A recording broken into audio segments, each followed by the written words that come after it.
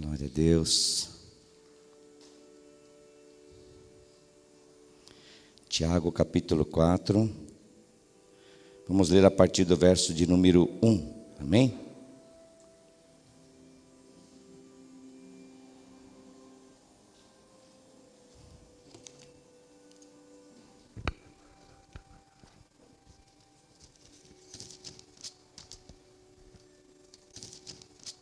Tiago 4,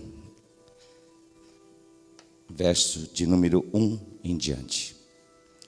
Só um minutinho, irmãos. Tenho que preparar.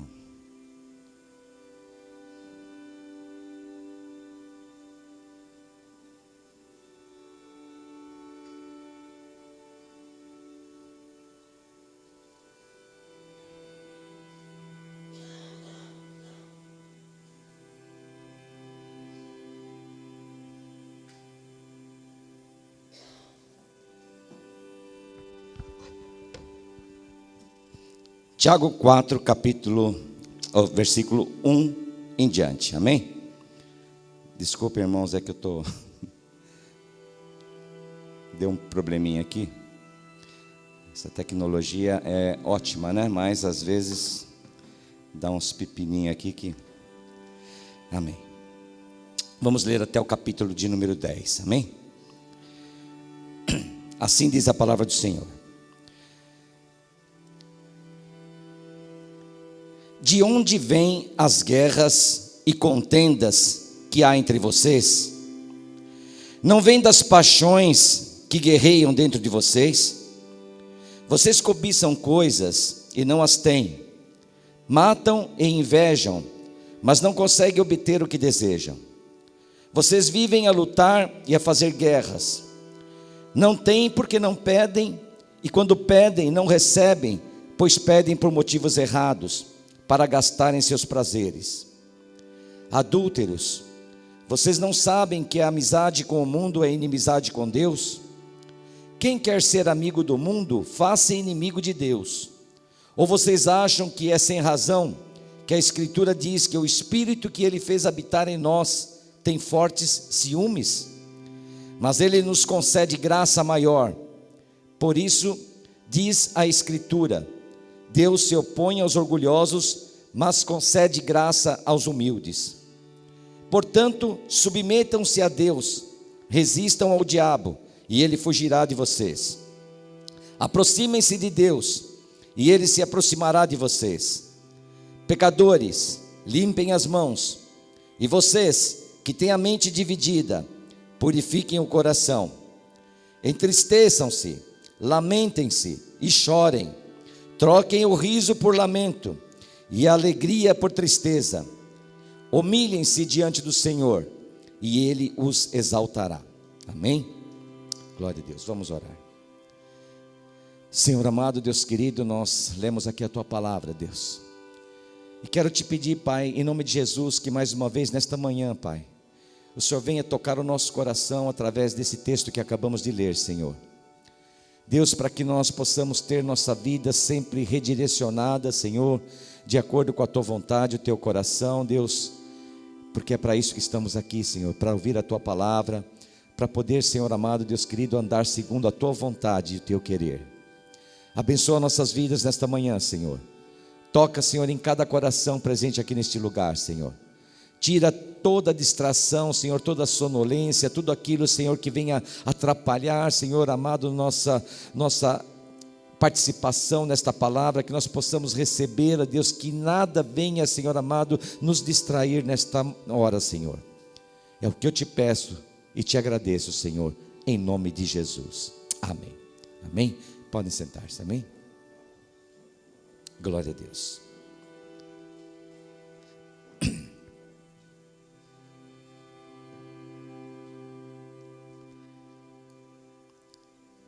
Essa palavra ela me fez refletir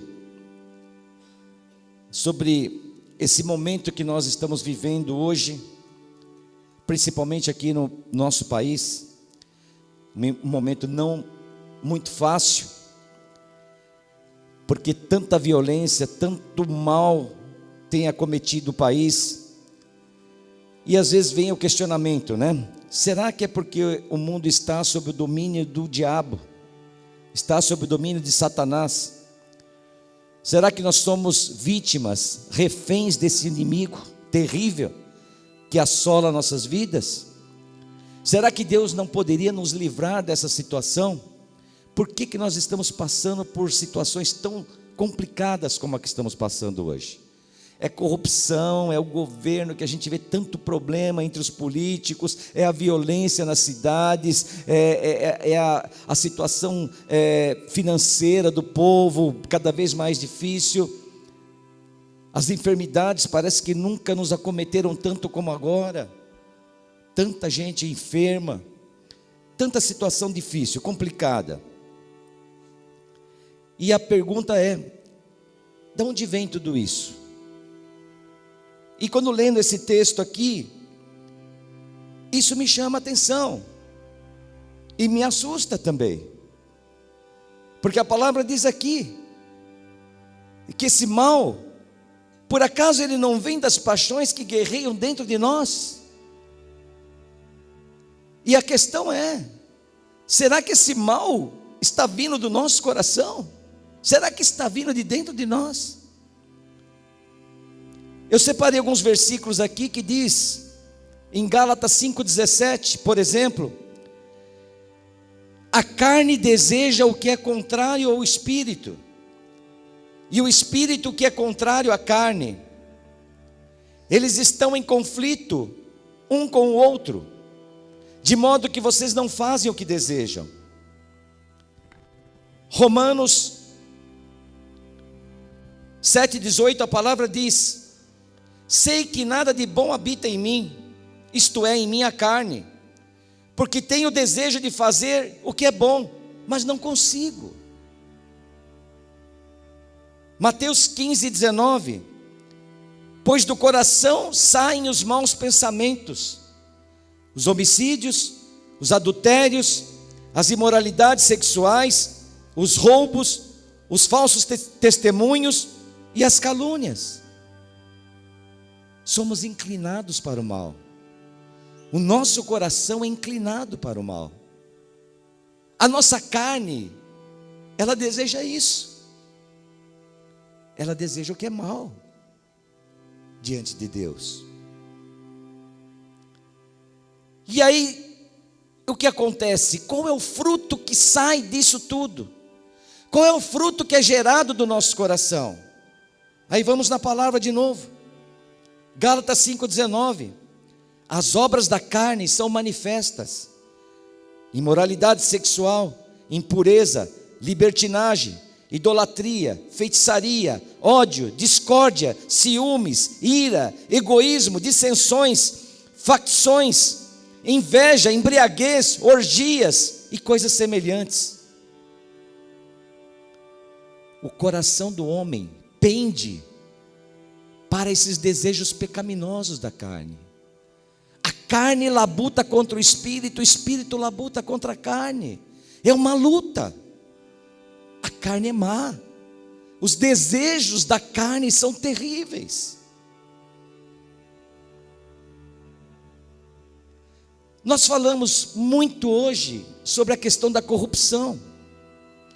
Essa corrupção que está assolando o país, levando o país à bancarrota, dívida terrível nós estamos formando em função de tudo que está acontecendo. E aí nós, com o nosso olhar crítico, com a nossa razão, a flor da pele, já apontamos o dedo e começamos a discriminar e a falar: mas são políticos corruptos, ladrões terríveis, que estão levando o país para o fundo do poço.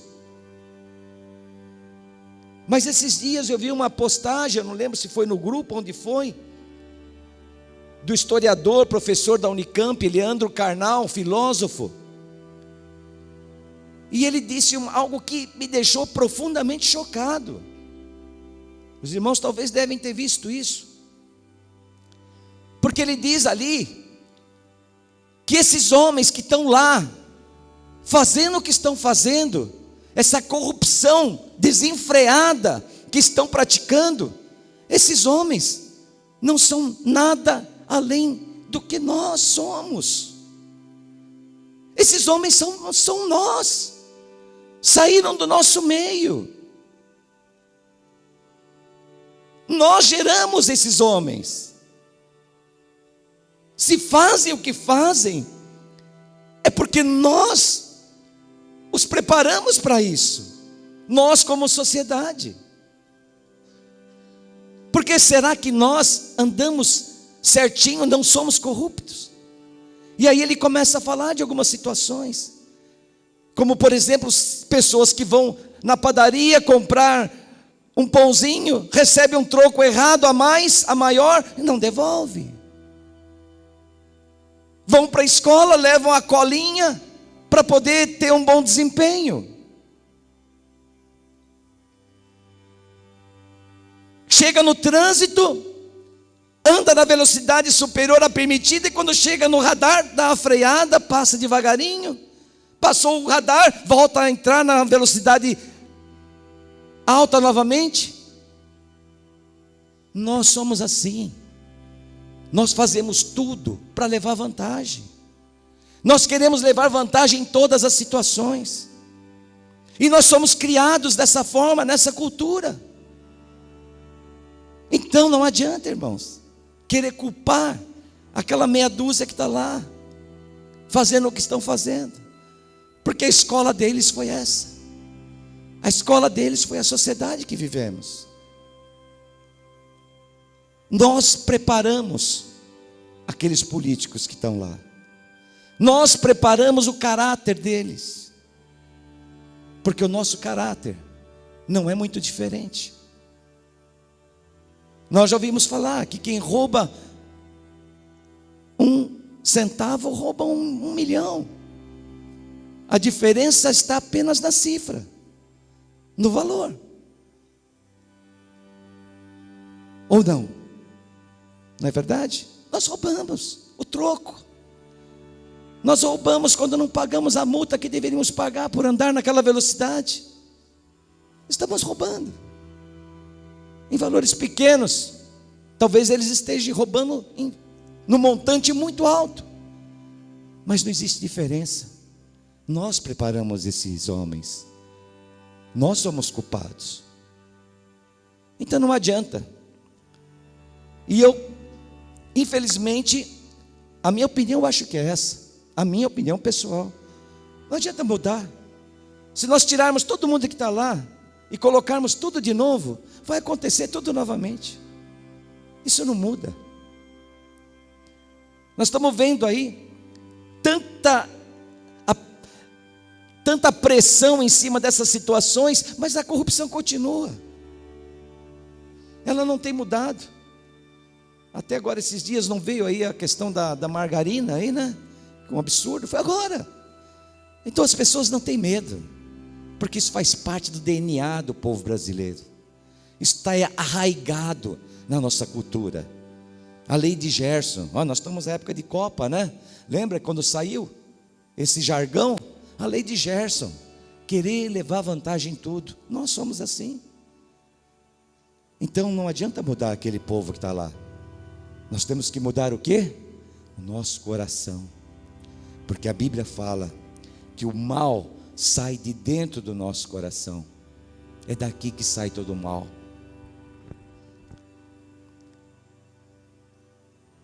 Li um texto também que eu achei muito interessante. Foi postado por um irmão aqui, pelo Robson. Eu acho que muitos leram aqui, né? E o texto ele fala o seguinte, é rapidinho, um texto pequeno. Eu creio que muitos leram, né? Ele fala assim: um cavalo estava amarrado a uma árvore e um demônio veio e o soltou. Esse cavalo entrou na horta de camponeses vizinhos e começou a comer tudo. A mulher do dono da horta, quando viu aquilo, pegou o rifle e matou o cavalo. O dono do cavalo viu o cavalo morto, ficou enraivecido, também pegou seu rifle e atirou contra a mulher. Ao voltar para casa, o camponês encontrou a mulher morta e fez o quê? Matou o dono do cavalo. Os filhos do dono do cavalo, ao ver o pai morto, queimaram a fazenda do camponês. O camponês, em represália, os matou. Aí perguntaram ao demônio: o que ele havia feito. E ele respondeu: não fiz nada, só soltei o cavalo. O diabo faz coisas simples. Usa o nosso mal, o mal que está no nosso coração. Ele não precisa despender tanta energia, ele não precisa fazer tanta coisa para que o mal aconteça. Basta ele soltar uma fagulha, basta ele arrumar um pretexto, basta ele arrumar uma situaçãozinha pequena, e ele sabe que isso vai desencadear todo o mal, porque o mal não é ele que vai fazer acontecer, não é ele que vai colocar, esse mal está no nosso coração. Para ele sabe, basta soltar o cavalo certo, no lugar certo, só isso. Soltou o cavalo no meio de campos, de camponeses ali, acabou, já está feito tudo o que ele queria.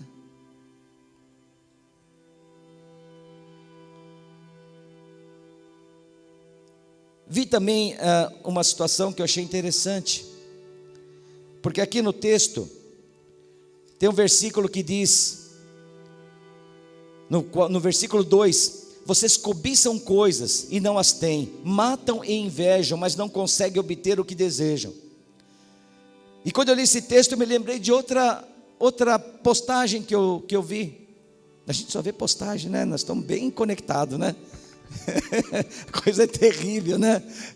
Ainda bem que vem coisa boa, né? Imagina se viesse só coisa ruim, ia ser complicado, né? Mas eu achei interessante.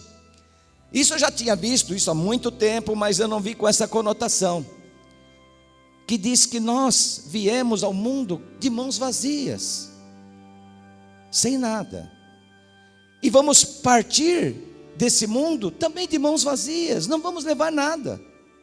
Só que nesse interim, entre nós chegarmos ao mundo e partirmos do mundo, nós começamos a lutar, a guerrear, a brigar, a matar, a fazer uma balbúrdia total para conseguir coisas que nós não vamos levar. Que imbecilidade! Como nós somos imbecis, gente. Viemos sem nada, vamos embora sem nada e ficamos se matando para conseguir coisa que nós não vamos levar. Aquilo que é importante para nossas vidas, aquilo que nós vamos levar para lá, para a glória, nós não damos importância a isso. Tudo porque queremos coisas para nosso benefício, queremos nos beneficiar de toda e qualquer situação. Mas não era para nós passarmos por tudo isso, não precisaríamos passar por tudo isso. Nós podemos ter o que queremos, ou precisamos. A palavra diz: não temos porque não pedimos. Às vezes pedimos, mas não conseguimos porque pedimos errado. Olha só que interessante. Então às vezes nós não pedimos, e às vezes pedimos, mas pedimos de forma errada. Queremos ser discípulos de Jesus. Se eu perguntar aqui quem quer ser discípulo de Jesus, todo mundo, só vejo mãozinha. Nós queremos ser, mas não queremos largar as coisas do mundo, não queremos largar os prazeres da carne. Eu quero ser discípulo de Jesus, mas discípulo de Jesus assim, né? Ter a minha vida confortável, né? A minha Rede Globo ali em casa, né? Quero ter as minhas coisas, a minha vida, a vida que eu vivo. Mas quero ser discípulo de Jesus. Oh, eu quero. Tem que haver renúncia. Não é tão simples. Então não é só pedir. Pedir é o primeiro passo, mas pedir corretamente.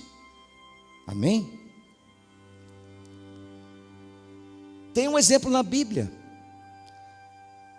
que não adianta somente pedir, mas tem que estar de acordo com a vontade do Pai.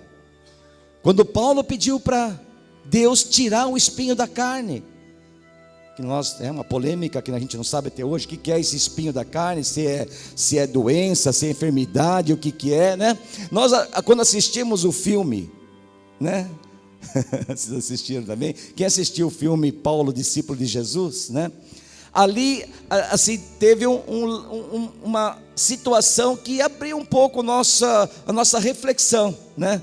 Porque Paulo, ele se entristecia muito por lembrar, ele via sempre a fisionomia das pessoas que ele havia matado, ou que ele havia mandado matar, quando ele perseguia os cristãos. Então, a impressão que dá, né, que de repente, não estou dizendo isso, né? Uma conjuntura, né? A Bíblia não diz isso, mas de repente pode ter sido esse o espinho na carne de Paulo, esse peso na consciência dele, daquela imagem, os rostos das pessoas está sempre aparecendo na frente dele, das pessoas que ele havia matado ou que ele matou ou mandou matar. E ele pede a Deus, é um pedido, ele queria algo: Senhor, tira esse espinho da minha carne. E qual foi a resposta? Paulo, a minha graça te basta. Amém? E aí Paulo fez o quê? Como nós? Esbravejou, falou: que Deus é esse? Ô Deus, que é isso? Esperneou, saiu batendo o pé. Não vou no culto a semana que vem também. Não, nunca mais tocou nesse assunto. Essa era a vontade de Deus.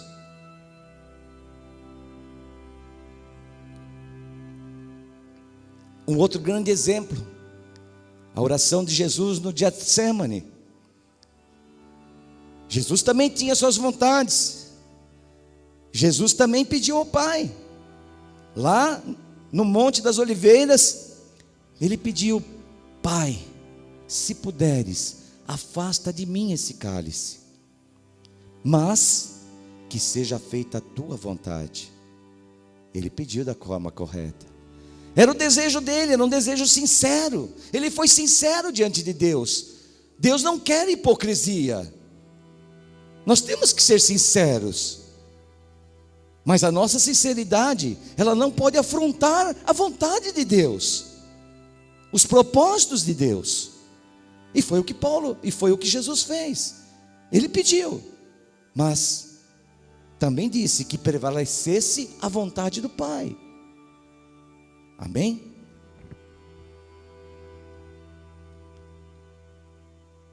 Quando orar, não cobre a Deus pelos resultados da tua oração. Siga esse exemplo de Jesus. E o importante, irmãos, como é pedir, é orar. Nós temos que orar sempre. Para quê? Para que Deus nos dê o discernimento, para que nós possamos pedir aquilo que é correto diante de Deus, para que nós não percamos tempo, ficar pedindo coisas que Deus não vai atender, porque está errado. Eu li um livro essa semana, um livro até relativamente curto, né? Eu falei, li numa semana, vão falar, pô, mas leu um livro numa semana, mas era um livrinho fino, né? E o nome do livro é A Oração Mais Curta de Pedro. E essa oração, ela fala sobre o versículo de Mateus 14:30, que dizia o seguinte: mas sentindo o vento forte, teve medo e começou a ir para o fundo, clamou dizendo: Senhor, salva-me. Foi naquele momento em que Jesus vinha andando pela água, sobre as águas. Pedro então pede para Jesus: Senhor, se é o Senhor que está aí, faça com que eu ande também. E Jesus falou: venha, Pedro. E Pedro começou a caminhar sobre as águas, né? Nós pregamos isso até há pouco tempo. E aí quando Pedro começou a olhar ao redor e ver a ventania, as ondas e ver as circunstâncias, e ele começou a afundar. E ele orou a Jesus: Senhor, salva-me. Essa é a oração sincera, curta. Não é preciso o hábito somente da oração. É importante, é bom e importante. Mas o importante é estarmos sempre em contato, orando, pedindo. Principalmente nesses momentos da necessidade. Ali era uma necessidade preemente, era urgente. Ele estava afundando, ele ia se afogar. Jesus, salva-me. a oração sincera.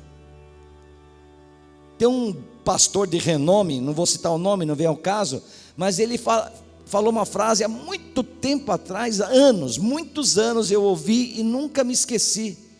E ele dizia o seguinte: eu nunca passo 1 hora orando, mas também nunca passo 10 minutos sem orar.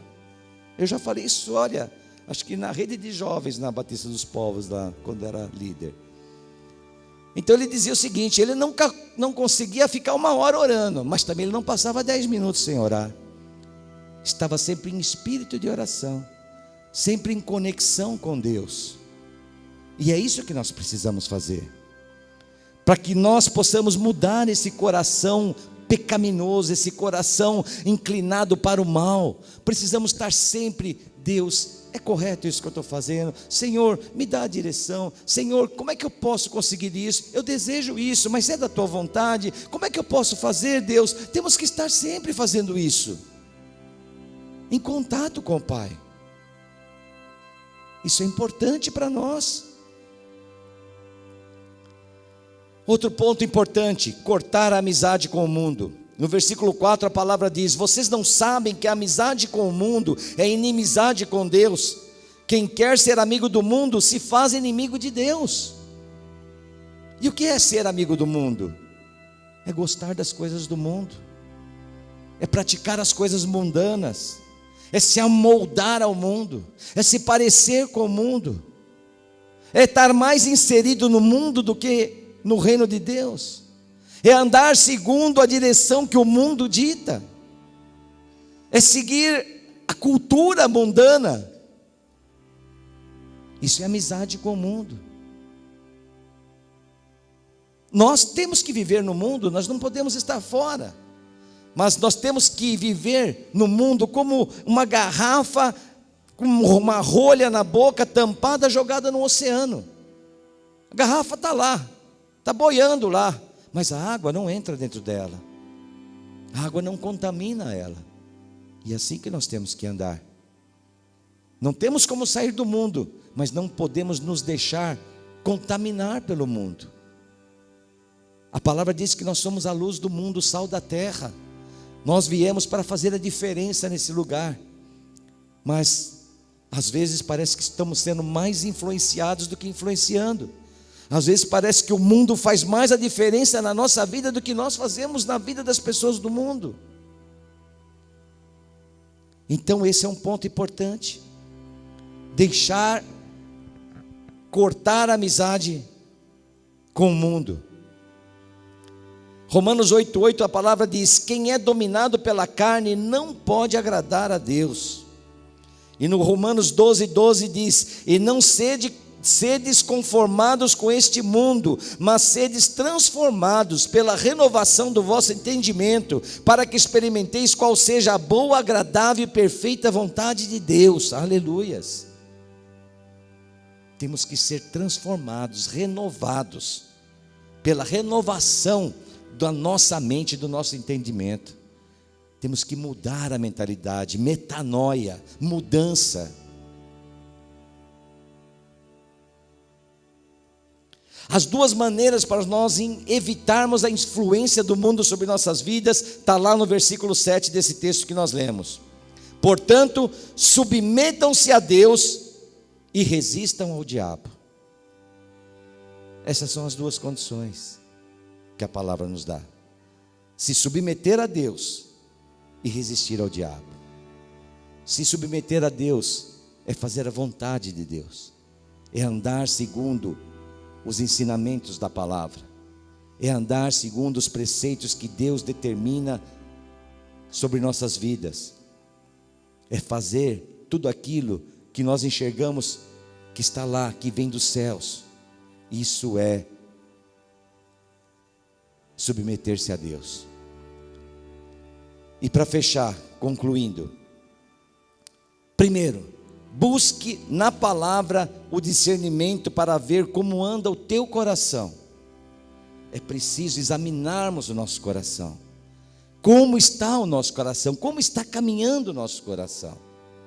E a palavra que eu achei para essa frase para essa situação é em Hebreus 4,12, que diz: pois a palavra de Deus é viva e eficaz, é como uma espada de 2 gumes, que penetra até a divisão da alma e do espírito, aleluias, e que julga os pensamentos e as intenções do coração.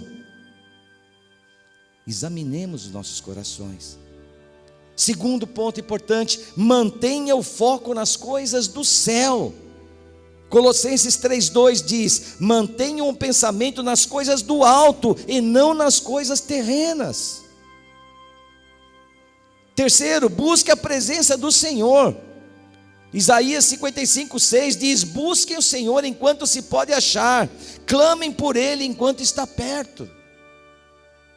E por fim, o Senhor irá preparar para nós coisas grandes, maravilhosas, se nós seguirmos esse roteiro que nós nunca imaginamos. Está lá em 1 Coríntios 2,9: olho nenhum viu, ouvido nenhum ouviu, mente nenhuma imaginou o que Deus preparou para aqueles que o amam, para aqueles que fazem a sua vontade, para aqueles que seguem o que a palavra diz. É o contato. Precisamos buscar, estar sempre ali, buscando na palavra, buscando na oração. Isso é o caminho que nós temos que seguir, para não nos deixarmos influenciar por esse mundo tão terrível, porque, irmãos, a carne, ela vai pender para lá, não tem jeito. Nós estamos estudando inglês aqui toda sexta-feira, das 20 às 21h30, fazendo uma propaganda agora. Essa sexta-feira veio 10 alunos, né, Adir? O Adir é o meu companheiro de aula, né? O Joe, que é o nosso professor canadense, a aula fantástica. Vocês, eu não sei o que vocês perdem, eu não sei como vocês perdem essa oportunidade de ter uma aula tão preciosa, um professor tão gabaritado, ensinando algo que é tão importante hoje nos nossos dias. Gente, o mundo encurtou. O mundo ficou pequenininho, e o inglês, ele é a ferramenta fundamental para nossas vidas, não é verdade? É preciso isso é uma necessidade hoje. Hoje é uma necessidade aprender inglês, e é tão bom, sabe, ele é tão bom no que ele faz, e tão dedicado, né? Vale a pena, né? Eu fiquei assim impressionado, porque o mundo hoje há alguns anos atrás era uma coisa assim, outro país, era algo muito distante. Nessa viagem que eu fiz agora recentemente para o Japão, eu fiquei impressionado. Você estava lá do outro lado do mundo, o WhatsApp funciona normalmente, falando com as pessoas daqui. Cartão de crédito, você passa o teu cartão de crédito aqui do banco do Santander, lá nas compras. É uma coisa assim, sabe, é como se você estivesse numa outra cidade. O mundo encurtou muito, as distâncias encurtaram muito. O inglês é muito importante. Amém? Amém?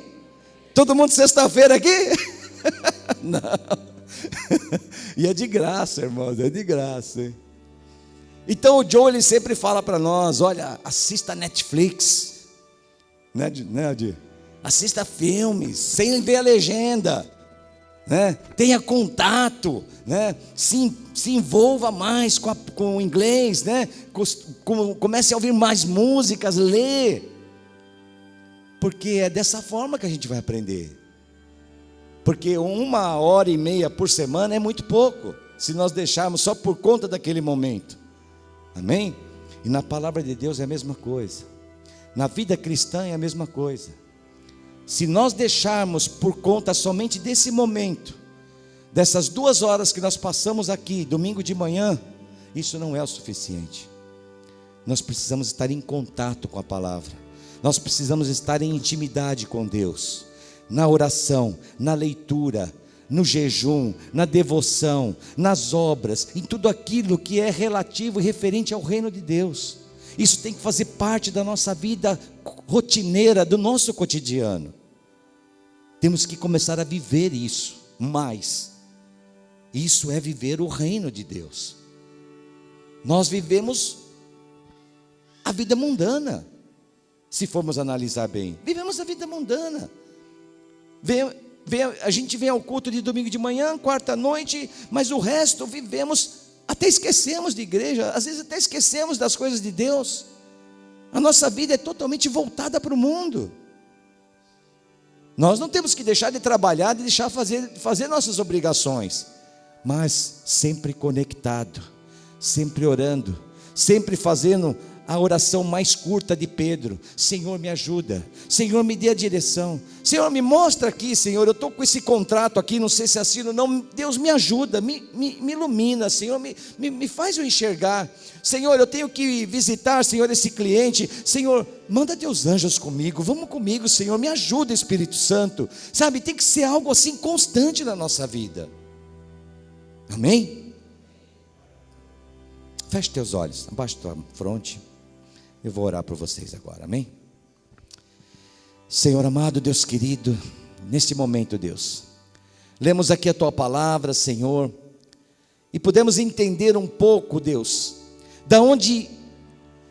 de onde se origina todo esse mal, Deus, que muitas vezes estamos vivendo, que está fazendo, Senhor amado, parte de todo esse contexto em que estamos inseridos. E eu quero te pedir, Pai, nesse momento, Deus, que o Senhor nos ajude, Pai. Nos ajuda, Deus, a ter discernimento, Deus, para poder fazer a Tua vontade, andar nos caminhos corretos, da maneira como o Senhor deseja. Para, Senhor, ter o discernimento de saber o que pedir e quando pedir e como pedir. Porque, Deus, que tudo aquilo que nós pedirmos, Senhor, que possa estar dentro dos Teus propósitos, e que, Senhor, se acaso pedirmos algo e não formos atendidos, que nós possamos, Senhor, enxergar que isso não é bom para nós, que não é nesse momento que o Senhor quer para nossas vidas, porque como diz a Tua palavra, o Senhor tem o melhor para nós. Eu creio que o Senhor nos ama, Deus, de uma forma incondicional, nos ama tanto, tanto, tanto, que o Senhor nos entregou o Seu Filho unigênito, único, para morrer na cruz do Calvário, para derramar esse sangue precioso naquela cruz, para que nós pudéssemos ser salvos. Não existe presente maior do que esse, Deus. Não existe tesouro maior do que esse, e o Senhor nos deu. Por que o Senhor não nos daria coisas tão pequenas? Eu sei que o Senhor nos daria, mas nem tudo é bom para nossas vidas, nem tudo é essencial para nós. Por isso nos ajuda, Senhor, nos ajuda a discernir o que é correto pedir. Nos ajuda, Deus, a ter o nosso coração transformado, para andarmos, Senhor, segundo a Sua vontade e o Seu querer. Abençoa nossas vidas nesta manhã, Pai. Eu te louvo e te agradeço em nome de Jesus. Amém.